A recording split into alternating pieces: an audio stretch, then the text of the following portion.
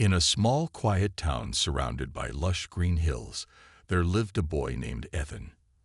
He was just 10 years old, but he carried a silence that spoke louder than words. Ethan hadn't spoken a single word in 2 long years, not since the night his world changed forever. It all started when his family became victims of a terrifying burglary. That night, masked figures broke into their home, taking valuables and leaving behind fear. Though no one was physically hurt, the emotional scars ran deep, especially for young Ethan. The once lively and talkative boy withdrew into himself, shutting out the world. But Ethan wasn't alone. By his side was Max, his loyal golden retriever. Max had been Ethan's companion since he was a puppy, and over time, their connection grew stronger than ever. Without needing words, they communicated through subtle gestures, a flick of Ethan's wrist, a soft whistle under his breath, or even just a glance. Max understood everything. Whether it was time to play fetch, go for a walk, or simply sit quietly together, Max always knew what Ethan needed. For Ethan, Max wasn't just a pet. He was his confidant, his protector, and his best friend. The townsfolk often whispered about the silent boy who wandered the streets with his dog. Some felt sorry for him, while others admired the unbreakable bond between human and animal. Every day after school, Ethan could be seen at the park, tossing a tennis ball for Max to chase. People would stop to watch, marveling at how perfectly in sync the two were. Even without speaking, Ethan seemed to have a language only Max could understand. It was as if the dog could sense every emotion: joy, sadness, fear, and respond accordingly. Ethan's parents tried everything to help him find his voice again. They took him to therapists, enrolled him in art classes, and encouraged him to join group activities. But nothing worked. Ethan remained silent, retreating further into his shell. Still, his love for Max never wavered. If anything, it grew stronger. Max followed Ethan everywhere, from the living room to the backyard, always staying close. On nights when Ethan woke up from nightmares, Max would nuzzle him gently until he calmed down. In many ways, Max was the glue holding Ethan's fractured world together. What no one realized, however, was that this extraordinary bond would soon become more important than anyone could have imagined. Life in the sleepy town seemed ordinary on the surface, but beneath it, secrets simmered. One such secret would bring Ethan and Max to the center of attention, forcing them to step out of the shadows. Little did anyone know, the silent boy and his faithful dog were about to make headlines, not just in their town, but far beyond. And it all began with a simple act of kindness from a neighbor, Mrs. Harper, who had always gone out of her way to care for Ethan and Max. The quiet town where Ethan and Max lived was usually peaceful, with neighbors greeting each other warmly and children playing freely in the streets. But one day, an unsettling event shattered that calm. Mrs. Harper, a kind elderly woman who lived 2 houses down from Ethan, found herself at the center of a scandal. She was accused of stealing expensive jewelry from another resident, a claim that shocked everyone who knew her. Mrs. Harper had always been a pillar of kindness in the community. She baked cookies for holidays, watered plants for neighbors on vacation, and even knitted scarves for kids during winter. The idea of her committing theft seemed absurd to most people, yet the evidence against her was hard to ignore. Security footage showed a figure resembling her walking near the victim's house on the night of the robbery. Eyewitnesses also claimed they saw her in the area around the same time. With no alibi to defend herself, Mrs. Harper appeared guilty in the eyes of many. Ethan, though silent, paid close attention to the whispers swirling around town. He often sat by his bedroom window, watching as people gathered outside Mrs. Harper's house to gossip or shake their heads in disbelief. One evening, he noticed Mrs. Harper sitting alone on her porch, staring blankly into the distance. Her usual cheerful demeanor was gone, replaced by sadness and exhaustion. It hurt Ethan to see her like this. He remembered all the times she'd smiled at him, slipped treats into Max's mouth, or patted his head gently. Something inside him stirred. He didn't believe she could do what she was accused of. Meanwhile, Investigators worked tirelessly to piece together the puzzle. They searched Mrs. Harper's home, but found nothing suspicious. Still, without concrete proof of her innocence, the case against her grew stronger. The upcoming trial loomed over the town, casting a shadow of tension and uncertainty. Everyone wondered, would justice prevail? Or would an innocent woman be punished for a crime she didn't commit? What no one realized was that Ethan might hold the key to unlocking the truth. On the night of the burglary, Ethan had been outside playing fetch with Max. While tossing the ball across the yard, he'd seen something unusual, a dark figure darting through the shadows near Mrs. Harper's property. At the time, he thought little of it, dismissing it as a stray animal or trick of the light. But now, as details of the case emerged, fragments of memory began to resurface in his mind. Max, ever perceptive, seemed to sense Ethan's unease. The dog stayed closer than usual, resting his head on Ethan's lap or nudging him gently whenever he looked troubled. Though Ethan couldn't bring himself to speak about what he'd seen, his thoughts churned endlessly. He wanted to help Mrs. Harper, to prove that she wasn't the thief everyone believed her to be. But how could he explain what he knew when he hadn't spoken a word in years? As the days passed, Ethan wrestled with his inner turmoil. He felt torn between his fear of stepping forward and his desire to protect someone he cared about. Max, sensing his hesitation, wagged his tail encouragingly, as if reminding Ethan that they faced challenges together. Slowly, an idea began to form in Ethan's mind. An idea so bold and unexpected that it might just change everything. Little did anyone know, the silent boy and his loyal dog were about to play a role no one anticipated in the unfolding drama. Ethan's decision to step forward didn't come easily. For days, he wrestled with his thoughts, pacing back and forth in his room while Max watched him patiently. The idea of walking into a courtroom filled him with dread. He imagined the sea of faces staring at him, the questions being thrown his way, and the weight of everyone's expectations pressing down on his shoulders. How could he explain what he had seen when he hadn't spoken a single word in 2 years? But every time doubt crept in, he pictured Mrs. Harper sitting alone on her porch, looking defeated and heartbroken. That image pushed him to keep going. One evening, Ethan finally mustered the courage to approach his parents. Sitting at the kitchen table, he scribbled a note and slid it across to them. "I saw something that night. I want to help Mrs. Harper." His parents exchanged worried glances.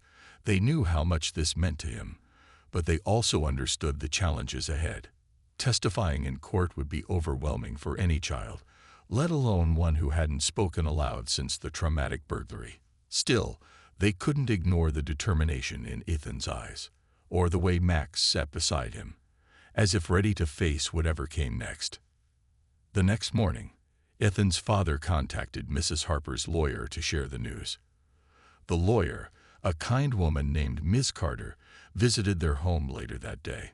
She listened carefully as Ethan used gestures and drawings to describe what he remembered. Though his method of communication was unconventional, Ms. Carter was impressed by his clarity and attention to detail. By the end of the meeting, she assured Ethan's family that his testimony could make a difference, but only if he felt strong enough to go through with it.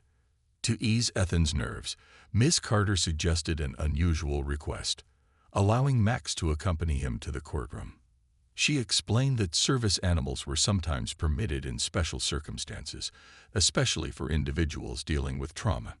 Ethan's parents agreed, knowing how much comfort Max provided.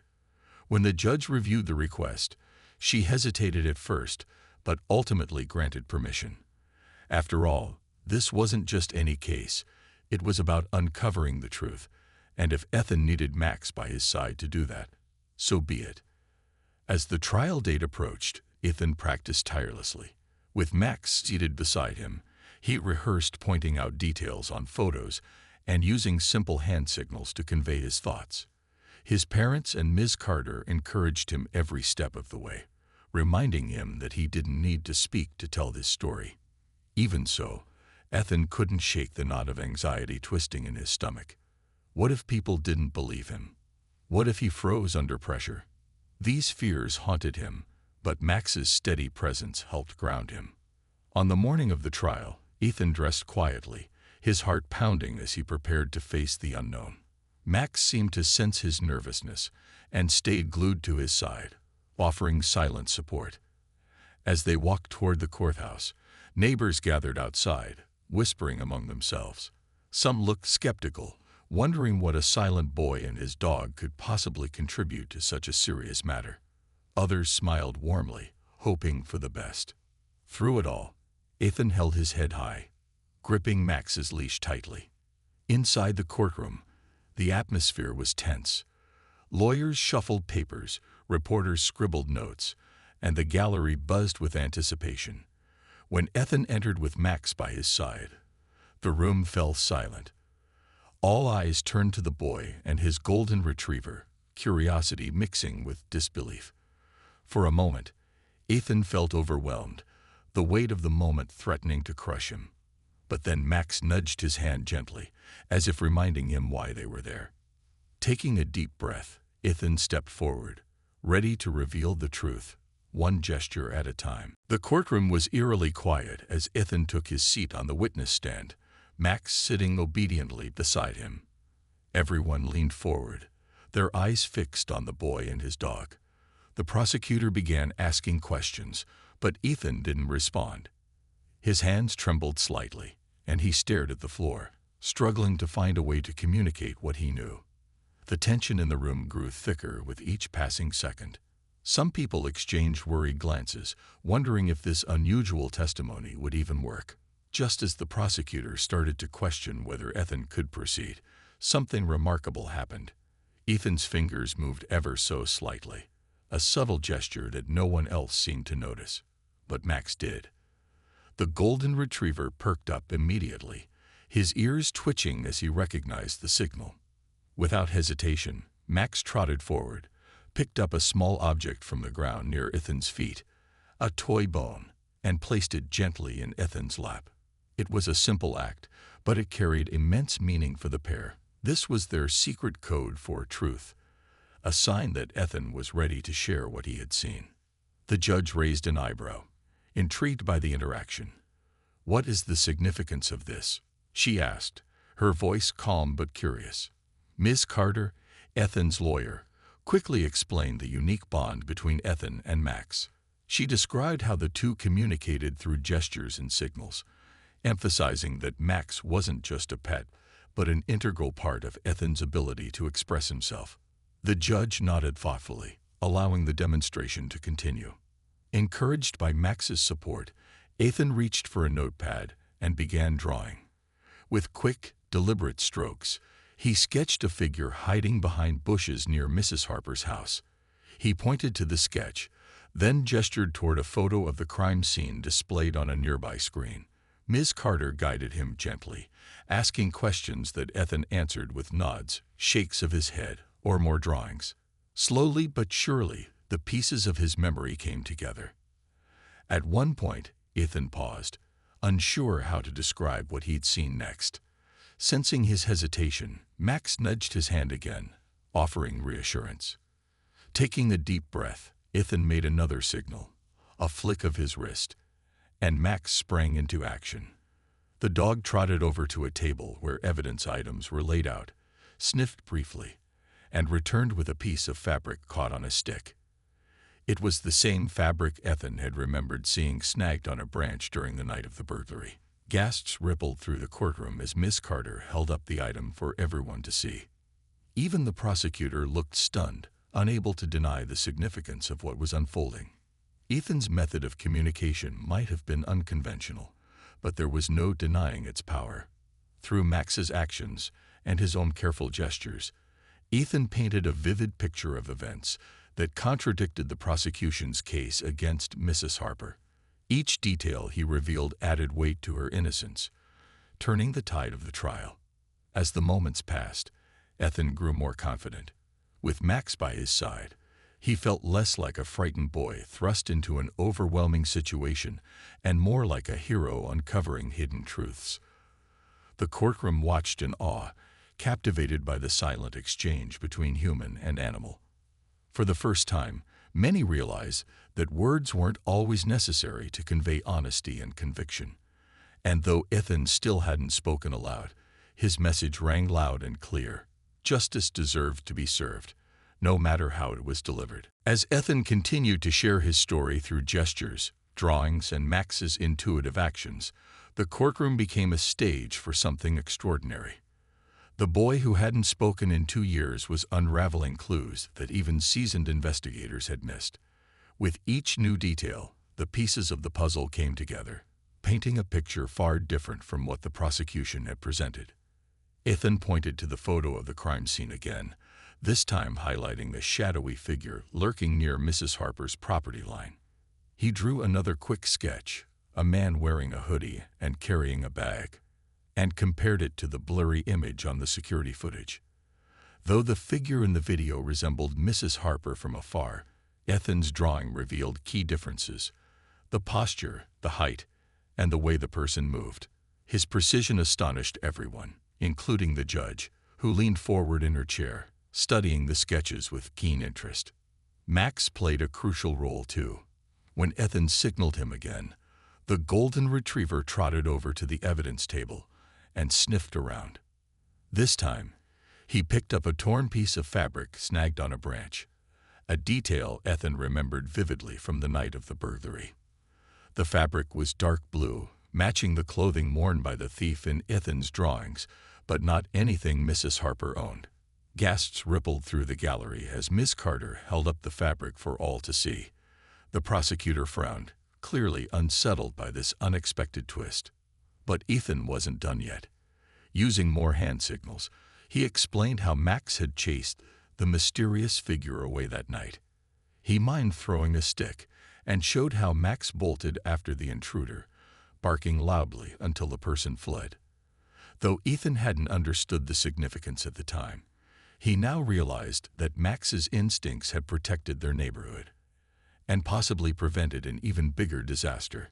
To demonstrate, Ethan gave another subtle signal, and Max responded by growling softly and crouching low, reenacting his behavior from that fateful evening. It was as if the dog himself was testifying, adding a layer of authenticity no one could ignore. The prosecutor tried to challenge Ethan's account, questioning whether his memories were reliable or if Max's actions were merely coincidental. But Ms. Carter countered skillfully, pointing out inconsistencies in the prosecution's case. For instance, Mrs. Harper's alibi, that she'd been walking her own dog on the other side of town, was corroborated by several witnesses. Why would she risk being seen so far away only to commit a crime elsewhere? Furthermore, the stolen jewelry had never been found in her possession, while the fabric Ethan identified suggested someone else entirely. By the time Ethan finished, the atmosphere in the courtroom had shifted dramatically. What began as skepticism turned into admiration as people grasped the depth of his bravery and intelligence. Even the reporters scribbling furiously in their notebooks couldn't hide their amazement. Here was a boy who had overcome immense personal challenges to speak the truth, not with words, but with actions and trust in his loyal companion. For Ethan, this moment felt empowering. Though his hands still trembled slightly, he radiated a quiet confidence that hadn't been there before. Every glance at Max reminded him that they were a team, capable of facing anything together. And though he didn't realize it yet, his courage was inspiring others, not just in the courtroom, but beyond. As the final pieces of his testimony fell into place, the judge called for a brief recess to consider the implications of what she'd just witnessed. The entire room buzzed with anticipation, knowing that the verdict would hinge on whether justice could adapt to embrace unconventional truths. As the courtroom fell into a hushed silence during the recess, the weight of Ethan's testimony hung heavy in the air. The judge retreated to her chambers, her expression thoughtful but unreadable. Lawyers whispered urgently with their teams, while reporters scrambled to jot down notes about the unprecedented events unfolding before them. In the gallery, neighbors who had doubted Mrs. Harper now exchanged murmurs of disbelief, not at her innocence, but at how close she had come to being wrongfully convicted. For Ethan, the pause was both a relief and a torment. Sitting quietly beside Max, he felt the exhaustion of bearing such a heavy responsibility. His hands rested on Max's back, drawing comfort from the steady rhythm of the dog's breathing. Though the room buzzed with tension, Ethan seemed insulated by his bond with Max, as though nothing else mattered except the truth they had shared. Still, he couldn't shake the uncertainty gnawing at him. Would the judge accept his unconventional testimony? Or would it be dismissed because it didn't follow the usual rules of evidence? The defense team argued passionately behind closed doors. Ms. Carter reminded the judge that justice wasn't bound by rigid procedures. It existed to uncover the truth, no matter how it came to light. She emphasized Ethan's credibility, pointing out the consistency of his account and the physical evidence Max had retrieved. "This boy risked everything to step forward," she said firmly. "And his dog proved that animals can sometimes see what humans miss. Isn't that worth considering?" On the other side, the prosecution pushed back, arguing that allowing nonverbal testimony supported by a dog set a dangerous precedent. They questioned whether Ethan's memories were reliable and whether Max's actions could truly be trusted as evidence. It was a clash of principles: tradition versus innovation, skepticism versus belief. The judge listened carefully, weighing each argument against the backdrop of the law and her own conscience. When the recess ended, the judge returned to her seat, her face calm but resolute. She addressed the courtroom, her voice steady and clear. "This case has presented us with an extraordinary situation," she began. "We are tasked with determining guilt or innocence based on the facts, and today, those facts have been delivered in a way none of us could have anticipated." Pausing for effect, she looked directly at Ethan and Max. "The boy before us may not speak with words, but his actions, his drawings, and even his partnership with his dog have conveyed a story that cannot be ignored." The prosecutor leaned forward, visibly bracing for what came next. The judge continued, "While the methods may be unconventional, the essence of justice is to seek the truth. And in this instance, I find the boy's testimony compelling and credible. To dismiss it solely on procedural grounds would undermine the very purpose of our legal system." With that, she ruled that Ethan's evidence, including Max's role, would stand as valid. A ripple of astonishment spread through the room. Some people clapped softly, while others sat in stunned silence. Even the prosecutor, though frustrated, seemed to recognize the fairness of the decision. For Ethan, the ruling felt like a lifeline. He exhaled deeply, his shoulders relaxing for the first time that day. Max nudged him gently, as if to say, "We did it." But the drama wasn't over yet. The judge reminded everyone that the trial wasn't finished. There were still arguments to hear and deliberations to make. Yet her decision marked a turning point, a moment when the court acknowledged that truth could transcend traditional boundaries. As the proceedings resumed, the atmosphere shifted. People watched Ethan and Max not with doubt, but with admiration. They weren't just witnesses anymore. They were symbols of resilience, courage, and the unbreakable bond between human and animal. For Ethan, the journey was far from easy, but he had taken a monumental step toward healing. And as the trial moved closer to its conclusion, one thing became clear: the silent boy and his loyal dog had changed the course of justice in ways no one would ever forget. With the judge's ruling in favor of Ethan's unconventional testimony, the trial moved swiftly toward its climax.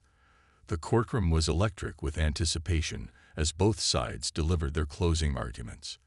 The prosecutor tried one last time to cast doubt on Ethan's account, arguing that memories could be unreliable and questioning whether Max's actions were truly intentional. But Ms. Carter countered with passion, reminding everyone of the fabric evidence, the sketches, and the undeniable consistency in Ethan's story. "This boy," she declared, pointing gently toward Ethan, "risked his voice, his silence, to stand up for what is right. And his dog proved that loyalty and instinct can uncover truths we might otherwise miss." When it was time for the judge to deliver her verdict, the room fell so silent you could hear the faint hum of the air conditioner. All eyes were on her as she adjusted her glasses and looked directly at Mrs. Harper. After careful consideration of the evidence presented, she began, her tone measured but firm. I find no credible proof linking the defendant to the crime in question.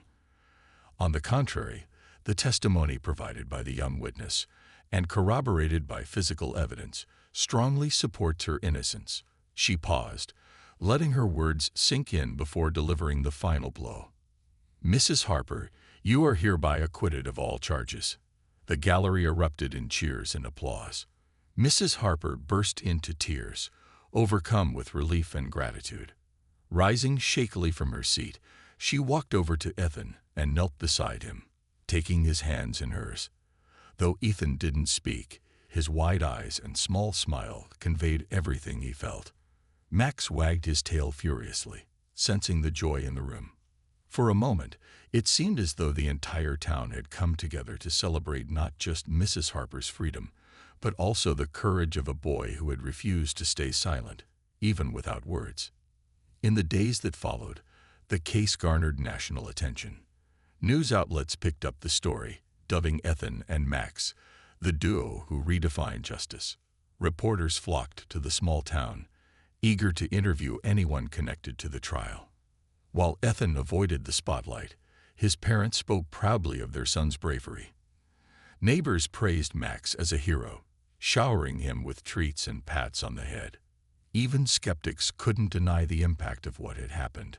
A quiet boy and his loyal dog had exposed flaws in the system and reminded everyone that truth could come in many forms. Meanwhile, investigators revisited the clues Ethan had uncovered. The torn fabric found by Max led them to a local pawn shop where stolen jewelry had recently been sold. Surveillance footage from the shop identified the real thief, a man with a history of petty crimes who confessed under questioning. When news of his arrest reached the town, people breathed a collective sigh of relief. Justice had finally been served, thanks to Ethan's determination and Max's keen instincts. For Ethan, the experience marked a turning point. Encouraged by his newfound confidence, he began attending therapy sessions more willingly, using drawing as a way to express himself. His therapist noted how much progress he made, crediting Max's unwavering support for helping him open up emotionally. Slowly but surely, Ethan started interacting more with others, first through gestures, then whispers, and eventually short sentences. It wasn't easy, but every step forward felt like a victory. Max remained by his side through it all, as devoted as ever. Together, they continued their daily walks, played fetch in the park, and sat quietly under the stars at night. Life hadn't returned to normal. It had become something better. Ethan carried a sense of purpose now, knowing that even in his silence, he had made a difference. And though he still had a long road ahead, he faced it with hope, guided by the bond he shared with his faithful companion. In the weeks following the trial, life in the small town began to change, not just for Ethan and Max, but for everyone who had witnessed their incredible story. The case sparked conversations about kindness, resilience, and the power of unconventional thinking. People started looking at one another differently, realizing that sometimes the quietest voices carry the loudest truths. For Ethan, this newfound recognition came with a mix of pride and humility. Though he preferred staying out of the limelight, he couldn't ignore how his actions had inspired others. Mrs. Harper became a regular visitor at Ethan's house, bringing homemade cookies and heartfelt gratitude every time she stopped by. She often knelt down to hug Ethan tightly, her eyes glistening with emotion. "You saved me," she'd whisper, patting Max affectionately. "Both of you." Her words weren't just expressions of thanks. They were reminders of the bond between human and animal, and how it could transcend barriers most people didn't even realize existed. Inspired by Ethan and Max, Mrs. Harper decided to volunteer at a local shelter for abused animals, dedicating her time to helping creatures in need. As for Ethan, his journey toward healing gained momentum. Therapy sessions turned into safe spaces where he could explore his emotions without fear of judgment. Drawing remained his primary way of communicating, but slowly he began experimenting with sounds, soft murmurs at first, then hesitant syllables. One day, during a particularly emotional session, he surprised even himself by saying the word Max. It was barely audible, but it sent a wave of joy through his therapist, who immediately praised him. Max, ever perceptive, tilted his head curiously before wagging his tail wildly, as if understanding the significance of the moment. Encouraged by this breakthrough, Ethan's parents enrolled him in art classes, hoping to nurture his creativity. There, surrounded by colors and canvases, he found solace and freedom. His artwork often featured Max, bold strokes capturing the dog's loyalty, bright hues reflecting their adventures together. Some pieces were displayed in a community gallery, drawing admiration from visitors who marveled at the depth of emotion in each painting. Through art, Ethan discovered a new way to connect with the world, a bridge between his silence and eventual speech.